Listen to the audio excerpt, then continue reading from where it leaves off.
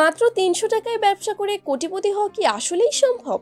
শুনতে অবাক লাগলেও এই অসম্ভবকে সম্ভব করেছে শেরপুর জেলার সাধারণ একটি পরিবার থেকে উঠে আসা আমির উদ্দিন। মাত্র ৩০০ টাকা পুঁজিতে তিনি পেঁয়াজও বিক্রি করে আজ হয়ে উঠেছেন কোটিপতি। রিকশা চালানোর পাশাপাশি পেঁয়াজের ব্যবসা শুরু করেছিলেন তিনি।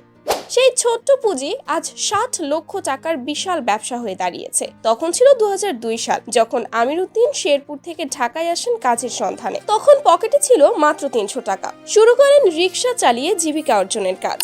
কিন্তু তার মনে একটাই চাওয়া ছিল তখন থেকেই।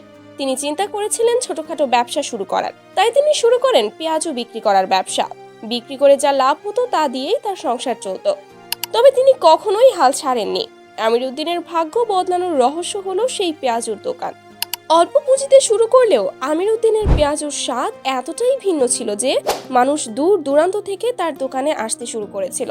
গ্রাহকরা বলেন, এখানে পেঁয়াজও খেতে আসি কারণ এখানের পেঁয়াজুর স্বাদ অন্য যে কোনো দোকানের থেকে আলাদা। প্রতিদিন ৩০০ থেকে ৪০,০০০ টাকা পর্যন্ত আয় করেন তিনি, এবং প্রতি শুক্রবারে তিনি প্রায় ১ থেকে ১.৫ লক্ষ টাকার পেঁয়াজও বিক্রি করেন। কি অবাক হচ্ছেন? অবাক হওয়ার মতোই কাজ করে যাচ্ছেন তিনি, কারণ আমির উদ্দিনের ব্যবসায় একদিনের রেকর্ড ছাড়িয়েছে প্রায় ৬০,০০০ টাকার ওপর। ধীরে ধীরে ব্যবসা বড় হতে থাকে। এই ব্যবসার মাধ্যমে শেরপুরের নিচু গ্রামে নির্মাণ করলেন একটি বাড়ি। এখনো তার পেঁয়াজের ব্যবসা চলছে।